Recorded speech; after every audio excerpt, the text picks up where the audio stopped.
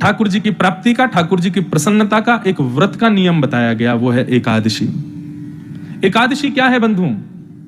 10 इंद्रियां और 11वां मन, इन 11 की पवित्रता जिस व्रत को करने से हो उसका नाम है एकादशी। आंख, नाक, जीव, कान, त्वचा, हाथ, पैर, गुप्त इंद्रिय और मुख, 10 इंद्रियां और 11वां मन, ये जिस व्रत को करने से ठाकुर जी के अग्रसित हो जाते हैं, ठाकुर जी के अनुगामी हो जाते हैं और पवित्र हो जाते हैं, उस व्रत का नाम है एकादशी। वैष्णवों की 3 निष्ठाएं होती हैं, बहुत ध्यान से सुनना। एक प्रकार से कहते हैं तो 3 पहचान होती हैं। वैष्णव की पहली पहचान है नाम निष्ठा, नाम में निष्ठा, ठाकुर जी का नाम गाना, नाम जपना। वैष्णव की दूसरी निष्ठा होती है तुलसी निष्ठा और तिलक निष्ठा, गले में कंठी माला पहनना और माथे पर उर्धपुंड तिलक या फिर कुछ लगाना। जो लोग, अब देखो देवास के लोग संकल्प ले लेना, सूना माथा कभी नहीं रहना चाहिए। माताएं तो बिंदी लगाती ही हैं, सिंदूर लगाती ही हैं, लेकिन भाई लोगों को भी चाहिए अपने माथे पर तिलक जरूर लगाया करें। सूना माथा रखने से तो क्या होगा ये तो बाद में सुनना, लेकिन अगर मैं कथा कर रहा हूं, कथा करके निकल रहा हूं और सामने से सूने माथे वाला व्यक्ति अगर आ जाए तो उसके सूने माथे के मुखारविंद को देखते ही मेरा आधा तप उसी समय खत्म हो जाएगा। ताली बजाने वाली बात ही नहीं है, ये तो करने योग्य बात है।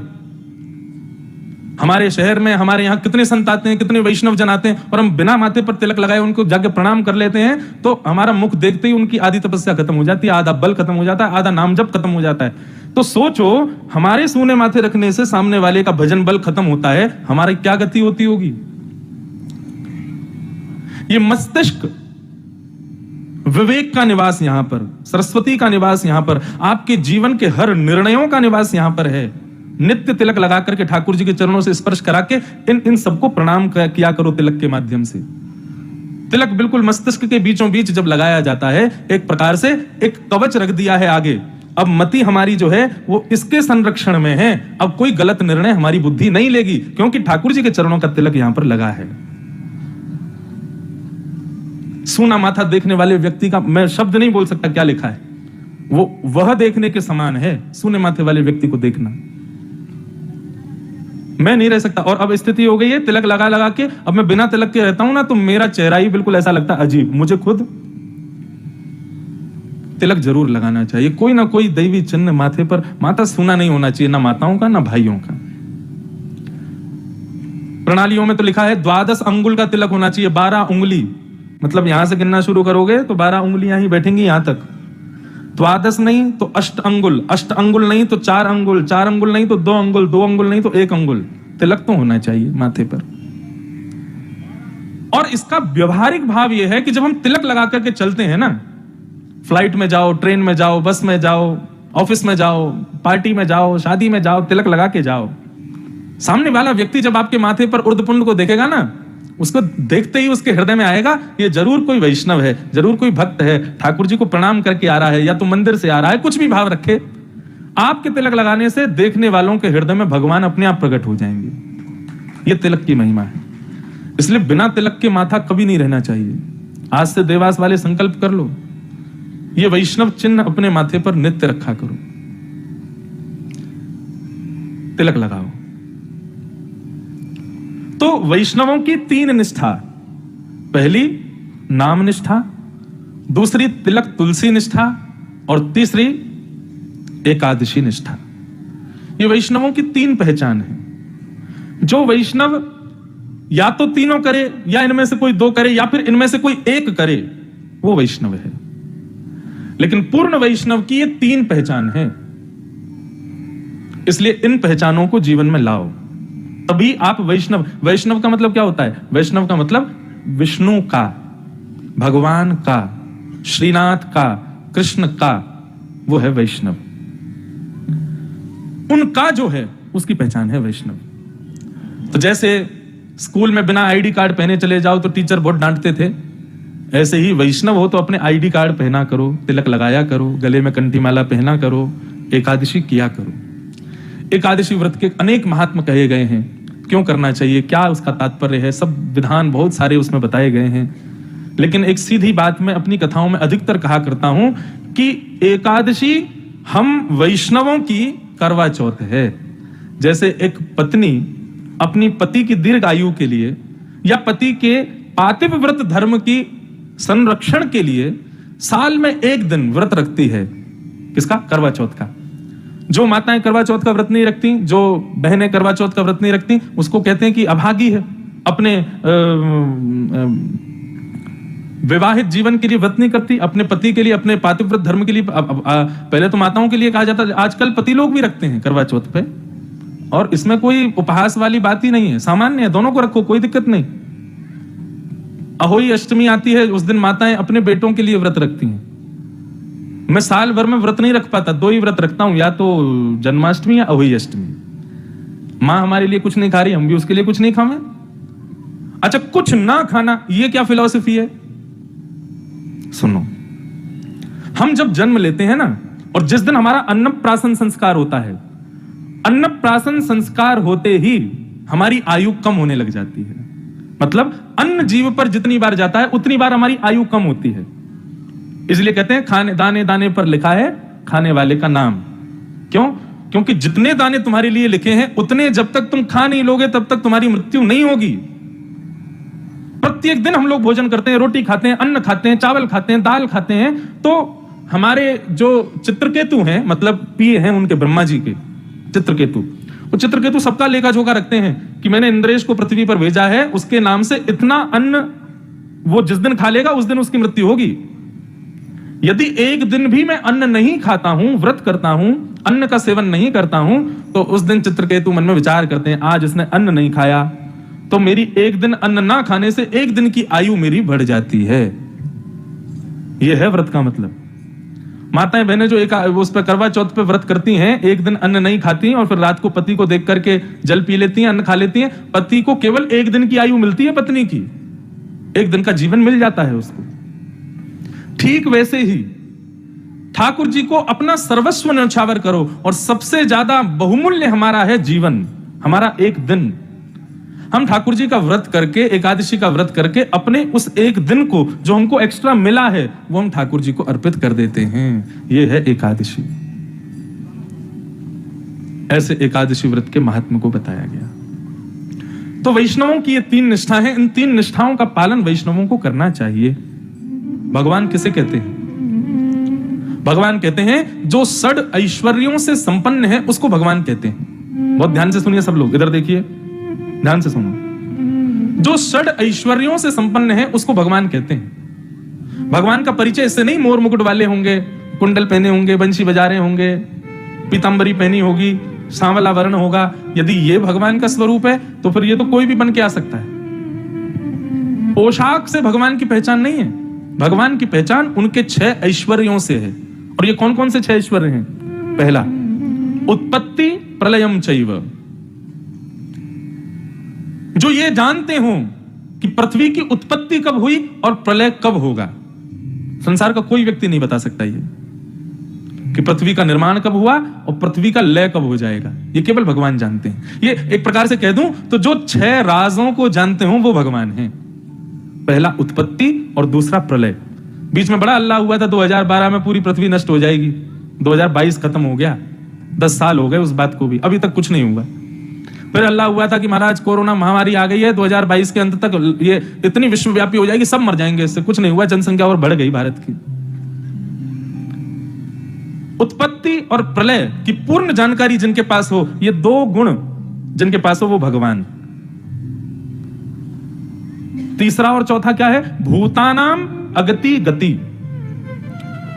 मानव की किस कार्य में गति होगी और किस कार्य में अगति होगी, कहां जाने पर गति होगी, कहां ना जाने पर अगति होगी, इसको जो जानता हो वो भगवान। तुम ऐसा करो तुम्हारा कार्य बढ़िया चलेगा, तुम्हारी बिजनेस अच्छी चलेगी, ऐसा करो ऐसा करो ऐसा करो, लेकिन फिर भी फ्लॉप हो जाते हैं। क्यों? नहीं पता। ये जानकारी केवल भगवान को है कि हमारे किस कार्य को करने से हमको गति प्राप्त होगी और किस कार्य को करने से अगति होगी। इसकी जो जानकारी रखते हो वो भगवान। वेत्ति विद्याम अविद्याम च। जो विद्या और अविद्या से परिपूर्ण जानकारी रखते हो वो भगवान।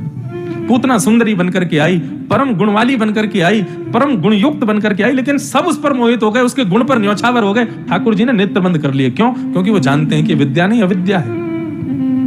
सामने प्रणाम कर रहा मंदिर में व्यक्ति किस भाव से प्रणाम कर रहा है भगवान सब जानते हैं। आज स्थिति ऐसी है बंधुओं, दंपति अपनी 50वीं एनिवर्सरी मनाते हैं। आज महाराज जी 50 साल हो गए हमको, लेकिन उस समय मन में आता है क्या आप दोनों एक दूसरे को भली भांति जानते हो? वो कितना भी कहें हम भली भांति जानते हैं, लेकिन ये हो ही नहीं सकता।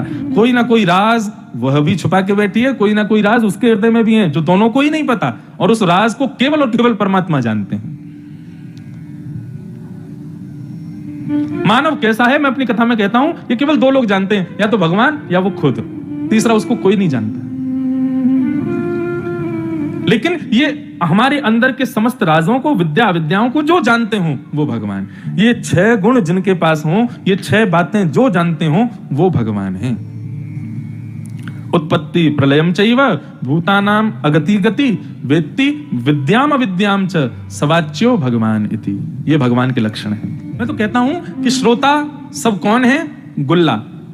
कौन है? सब गुल्ला हैं। और भागवत की कथा क्या है? बोले ये रस है, और जब रस में ये सारे गुल्ला ओतप्रोत हो जाते हैं तब रसगुल्ला बनता है, तब श्रीनाथ जी उसको मुख से लगाते हैं, तब उसको स्वीकार करते हैं, तब उसका भोग लगाते हैं। अभी हम लोग क्या है? पी के गुल्ला हैं। ठाकुर जी को शुगर थोड़ी है जो हमको ऐसे ही खा जाएंगे। जब तक रस से युक्त नहीं होगे, जब तक रस से ओतप्रोत नहीं होगे, तब तक ठाकुर जी स्वीकार नहीं करेंगे। उस रस को हृदय में धारण करो, उस रस में सराबोर हो जाओ, ताकि ठाकुर जी आपको स्वीकार करें। अभी हमने स्वीकार किया है, लेकिन स्वीकारीकरण का पक्ष तो तब मजबूत होगा ना जब दोनों तरफ से हो। ठाकुर जी का अभी स्वीकारीकरण कहां मिला है हमें? सूरदास को मिला था, तुलसीदास को मिला था, मीराबाई को मिला था, रैदास को मिला था। अब रैदास की कथा सुनाए। रास किसे कहते हैं? सुनो ध्यान से। रैदास जी नदी में स्नान कर रहे थे, और नदी में स्नान करते करते श्री रैदास जी को अपने पैर के नीचे कुछ अनुभव हुआ।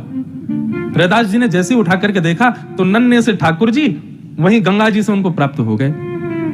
रैदास जी बोले बड़ी कृपा भगवान, आप स्वयं कृपा करके पधारे हो, आइए अब आपकी सेवा करूं। रैदास जी ले गए अपनी कुटिया में जाकर के धीरे धीरे धीरे धीरे करके ठाकुर जी के सेवा को बढ़ाया।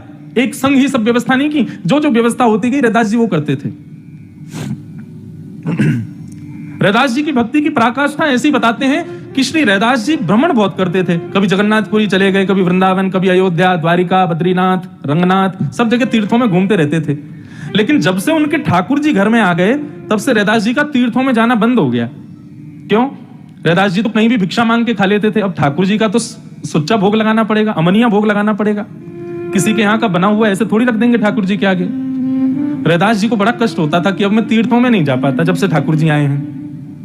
तो रैदास जी ने एक नियम बनाया, भाव पक्ष को आगे रख के अपनी कुटिया में ही सारे तीर्थ प्रकट कर दिए। ये कोना बद्रीनाथ, वो कोना रंगनाथ, ये कोना वृंदावन, ये कोना आदि आदि। इस प्रकार अपनी कुटिया में ही ठाकुर जी को सजाते धजाते और उनको उठा करके ले जाते, एक कोने में रख देते और कहते ठाकुर जी आज रामेश्वरम आए हैं हम। कोनों का नाम ही रख दिया। और विश्वास माने रैदास जी की भक्ति ऐसी थी कि जेठ की भरी गर्मी में रैदास जी अपने ठाकुर जी को यदि भाव में अपनी कुटिया में बद्रीनाथ ले जाते थे ना, तो उनके गांव में बर्फ गिरने लगती थी, ब्यार ठंडी बहती थी, लोग सौल कंबल ओढ़ के घूमते थे। कोई पूछता अरे भाई जेठ का महीना कंबल ओढ़ के घूम रहे हो? बोले आज जरूर रैदास के ठाकुर जी बद्रीनाथ गए होंगे, तभी पूरे गांव में सर्दी हो रही है। और कभी सर्दी के महीने में यदि रैदास जी अपने ठाकुर जी को रामेश्वरम ले जाते थे, भरी सर्दी में कोहरे में भी वहां पर सब अपने स्वेटर उतार करके सारे वस्त्रों को खोले घूमते, भाई बड़ी गर्मी लग रही है। क्यों? बोले हाँ जरूर रैदास के ठाकुर जी रामेश्वरम गए होंगे। ऐसी भक्ति थी रैदास की। परंतु रैदास के इस भाव से जितने लोग आनंदित हो रहे थे, उतने लोग उससे जलने भी लगे। रैदास जी एक विजातीय थे, एक उच्च श्रेष्ठ कुल में जन्म नहीं था उनका। लोगों ने जाके राजा से शिकायत कर दी, ठाकुर जी की सेवा का अधिकार तो केवल ब्राह्मण क्षत्रिय वैश्यों को है। ये रैदास एक छोटी जाति का ठाकुर जी की सेवा करता है, अपराध कर रहा है, और इसका अपराध पूरे गांव को भोगना पड़ेगा राजन। राजा ने कहा भाई ऐसा कोई काम नहीं होना चाहिए, रैदास को बोलो अपने ठाकुर जी राजघर में जमा करवा दे। रैदास को बुलाया, रैदास से कहा भैया तुम अपने ठाकुर जी या तो इन ब्राह्मणों को दे दो या फिर हमारे राजभवन में दे दो, तुम सेवा नहीं कर सकते। रैदास जी बोले, मैं कहीं से खरीद के नहीं लाया हूं इनको, या मैं कहीं से मांग के नहीं लाया हूं, ठाकुर जी स्वयं सेवा करवाने खुद आए हैं मेरे पास में।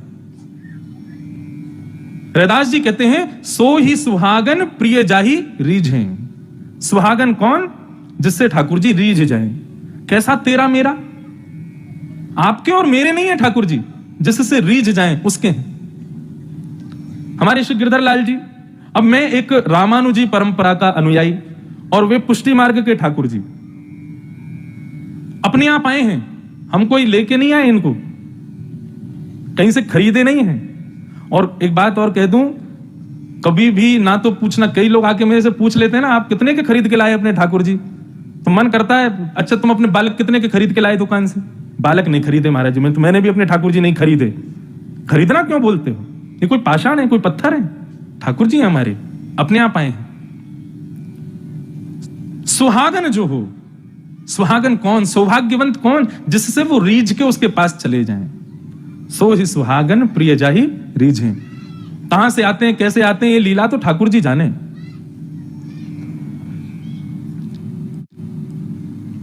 रैदास जी बड़ी विडंबना में बोले, क्या करना चाहिए? बोले, अपने ठाकुर जी जमा करवाओ, मंदिर में दे दो या फिर हमारे राजभवन में दे दो। रैदास जी बोले, मैं तो नहीं दूंगा, मेरे ठाकुर जी मेरे प्राण हैं।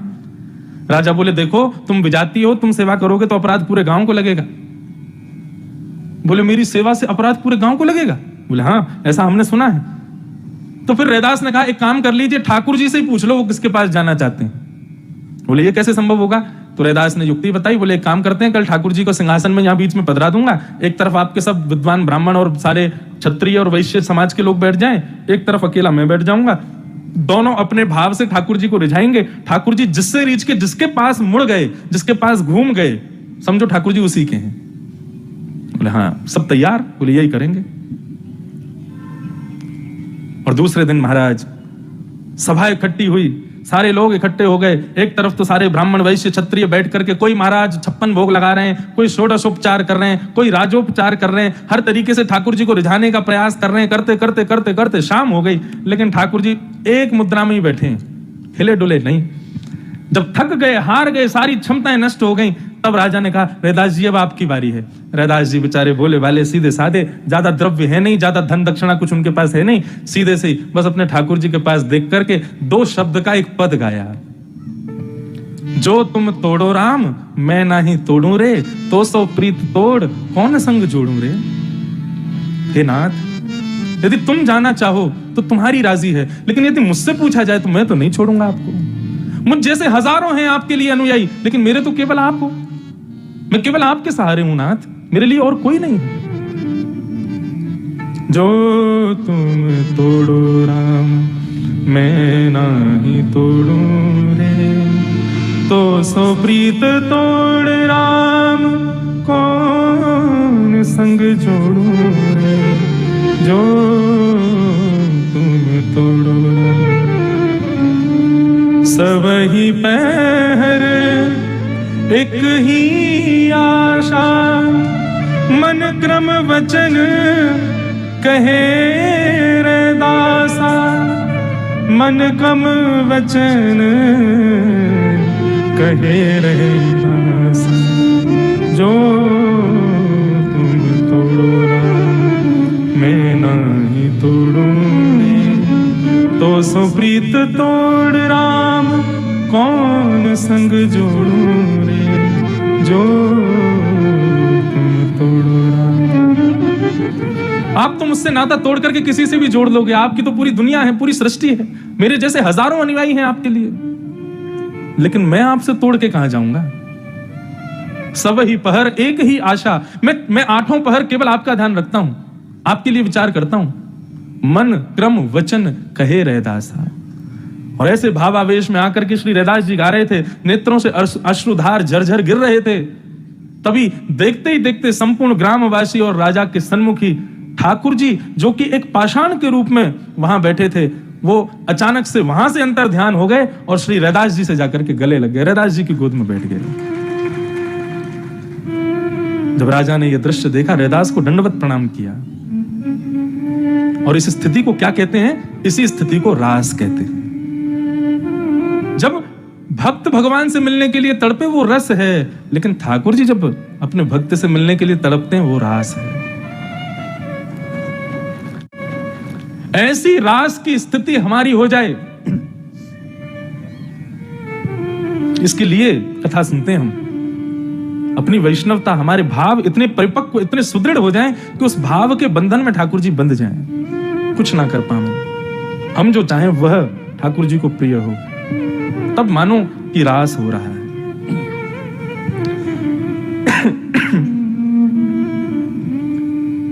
रास का मतलब हमने केवल एक चीज मान ली, नाचना, नृत्य करना, हाथ में दो डंडी पकड़ करके एक दूसरे को मार रहे हैं, वही रास है ना। रास का मतलब जीवात्मा और जीवात्मा का नृत्य नहीं है। रास का मतलब है मिलन जीवात्मा और परमात्मा का। अब आप पूछेंगे तो फिर नृत्य क्या है? अरे जब व्यक्ति अपनी मनवांछित इच्छाएं पूरी होती है ना, तो व्यक्ति अपने देहाभिमान से शून्य हो जाता है, उसको फिर अभिमान नहीं होता। और जब व्यक्ति अभिमान रहित होता है ना, तो फिर अपने उत्साह में अपने आप उसका हाथ थिरकते हैं, उसके पैर थिरकते हैं। गोपियों से मिलने के लिए श्याम सुंदर जब प्रकट हुए, गोपियां अपने आप थिरकने लगी, अपने आप नृत्य करने लगी। हमने केवल रास में केवल उस नृत्य को ले लिया, नृत्य नहीं है रास। परमात्मा जब जीवात्मा से मिलने का मन बनाता है, उसको रास कहते हैं। वो तो गोपियों की चरम स्थिति थी उत्साह की, इसलिए नृत्य हुआ था। उत्साह में हम नाचने लगते हैं, हम एक्साइटेड जब होते हैं किसी बात को लेकर के, तो एक स्वभाव है मानव का कि वो नृत्य करने लगता है। वो थोड़े उटपटांग उसकी भावनाएं हो जाती हैं, वो कुछ भी फिर वो देह के अभिमान में नहीं रहता। यहां पर जो गोपियों ने रास किया वो देहाभिमान की शून्यता है। रास का मतलब नृत्य नहीं होता है। भगवान ने गोपियों को आश्वासन दिया था कि हम तुम्हारे साथ रास करेंगे। रास करने का मतलब हम तुम्हारे पास बैठेंगे। रसिक प्रीतम हित चित्त की बातें गिरधारी जी सो कहिए, यह भी एक रास है। अपने हृदय की भावनाएं ठाकुर जी से कहना, ठाकुर जी की भावनाएं श्रवण करना, यह भी एक रास है। मैं तो निवेदन करता हूं कि जब भी कोई गोवर्धन जावे, परिक्रमा लगाओ, दूध की धार चढ़ाओ, आदि आदि जो तुम्हारा मन हो सब करो, लेकिन मेरी कहे एक बात करना, जब गोवर्धन जाओ तो गिरिराज जी के समीप जाकर के बैठो और गिरिराज जी से चर्चाएं करो, अपनी सुनाओ, अपने भाव कहो। ठाकुर जी से पूछो आप कैसे हो, हे गोवर्धन नाथ आप कैसे हो। हम तो गोवर्धन परिक्रमा लगाने जाते हैं, दुनिया वहां जाके कीर्तन करते हुए परिक्रमा लगाती है, लेकिन हम लोग कीर्तन तो करते हैं, लेकिन जब बैठते हैं थोड़ा आराम करते हैं तो गिरिराज जी को खूब सुंदर सुंदर जो है चुटकुल्ला सुनाते हैं, गिरिराज जी को खूब हंसाते हैं, गिरिराज जी को खूब आनंद कराते हैं। एक प्रियतम प्रियतमा के मिलन की तरह ठाकुर जी से मिलो, वो रास है। मुझे कहने में कोई अभिमान के रूप में कह रहा हूं, अहंकार के रूप में नहीं, लेकिन ये गिरधर लाल जो पधारे हैं ना, ये रास हुआ है मेरे साथ। मैं नहीं लाया था उनको, वो स्वयं पधारे। बस इतना याद है, मेरे पूज्य नाना जी कहा करते थे कि गोवर्धन वासी सांवरे तुम बिन रहो ना जाए। इस पद को भगवान ने आशीर्वाद दिया है कि जो भी इस पद को नित्य गाएगा मैं उसको जरूर मिलूंगा। नाना जी की आज्ञा से मैंने इस पद को गाया। आज पुष्टि मार्गी वैष्णव इस पद को खूब सुनते हैं और इस पद का प्रभाव हुआ। मैं अपने जीवन में पहली बार नाथ द्वार गया था 2019 में, 2018 में नहीं, 2019 में जनवरी में, और श्रीनाथ जी का दर्शन किया तो श्रीनाथ जी के सामने खड़े होकर के इस पद की दो पंक्तियां गाई। दर्शन को नैना तपे, वचन सुनन को कान, मिलवे को ही रात तपे, हिय के जीवन प्राण, गोवर्धन वासी सांवरे तुम बिन रहो ना जाए। और मन में एक भाव आया कि हे श्री गोवर्धन नाथ, आपका गिरी कंदरा तो हमारे ब्रज में विराजती है, लेकिन आप ये श्रीनाथ स्वरूप लेकर के यहाँ इतनी दूर राजस्थान में क्यों आ गए हो? चलो ना हमारे ब्रजमंडल में, खूब सेवा करेंगे आपकी, खूब आनंद कराएंगे आपको। जैसे 500 वर्ष पहले आप विराजते थे वैसे पुनः चलो। केवल ये भावना रखी थी। मंदिर से निकल करके मैं बाहर गया तो अपनी ही कथा की कहीं धुन सुन रहा था। मैंने मेरी कथा कौन सुन रहा है, और तभी देखा तो एक दुकानदार, उसके यहाँ बहुत सारी मूर्तियां थी ठाकुर जी की, वो एक मूर्ति को छेनी हथौड़ा से सिद्ध कर रहा था और कथा सुन रहा था। मैं जब उसके पास जाके खड़ा हुआ, उसने जैसे ही देखा, वो देख करके बिल्कुल आनंद निमग्न हो गया। बोले अरे आप श्री इंद्रेश जी महाराज है। मैंने कहा जी। बोले 2 मिनट बैठिए, मेरी दुकान पे बैठो, आपका एक उपहार मेरे पास रखा है। मैंने कहा मेरा क्या उपहार भैया, आप कथा सुन रहे थे इसलिए रुक गया मैं। बोले नहीं आपको भी बताता हूँ। और इतने में ही भीतर से बढ़िया सुंदर एक वस्त्र में लिपटे हुए हमारे लाल जी, गिरधर लाल जी, लाके मेरी गोदी में धर दिए। बोले ये आपके हैं। अब आपको इनकी सेवा करनी है। मैंने कि मैं श्रृंगार का सा भी नहीं जानता हूं, कैसे श्रृंगार करूंगा मैं, मुझे नहीं आता। बोले वो ये सब करा लेंगे, आपको मित्र की बहुत जरूरत है, आप चाहते हो गोवर्धननाथ ब्रज में आ जाए। मैंने तुमको कैसे पता मैं चाहता हूं गोवर्धननाथ ब्रज आ जाए? बोले नहीं, ऐसा भाव आया, अब आप इनको लेके जाओ, आप इनकी सेवा करो। और उसने कहा कि ये जो ठाकुर जी हैं ये 5 वर्षों से आपकी प्रतीक्षा कर रहे हैं। मैंने कहा क्यों? बोले इनका निर्माण मैंने तब किया था जब आपने द्वारिका में पहली कथा की थी, और आपकी कथा सुनते हुए मैंने इनका निर्माण किया। तब मैंने मन में विचार किया कि ये ठाकुर जी तो मैं इन्हीं व्यास जी को दूंगा जो कथा जिनकी मैंने सुनी है। और 5 साल से प्रतीक्षा कर रहा, आप अब आए हो, आप लेके जाओ। ये रास नहीं है तो क्या है? स्वयं ठाकुर जी पधारते हैं। स्वयं की स्थिति ऐसी करनी है कि लाल जी आपके पीछे पीछे भगे आमे, संग आमे, संग रहें, संग खामे, संग सोमे, सब संग संग लीला करें। और मैं ये इसलिए नहीं कह रहा कि मैं अपने आप को बड़भागी बता रहा हूं कि मेरे पास लाल जी आए। मैं चाहता हूं ऐसे लाल जी कथा सुनने वाले देवास, इंदौर आदि क्षेत्रों के सबके घर में आ जाएं, अपने आप आ जाएं। ऐसे लाल जी सबके घर में आके सेवा करवा में। लेकिन वो कब करवाएंगे? जब स्वयं की स्थिति रास की करोगे, स्वयं को गोपी मान करके अपने भाव स्वभाव सब में परिवर्तन लाके रस युक्त हो जाओगे, तब उस रस को, तुम्हारे हृदय के उस रस को चखने के लिए ठाकुर जी स्वयं आएंगे। वही रास है। अभी तक रास हुआ नहीं है, अभी तो रस की स्थिति में है हम सब, पर यह रास हो उसी के लिए कथा सुन रहे हैं। और फिर कोई कहे ये तुम्हारे ठाकुर जी कहां से लाए, कितने के लाए, कितने रुपया के लाए? तो मीराबाई का एक पद सुना देना। कोई कहे सस्तो, कोई कहे महंगो, कोई कहे सस्तो।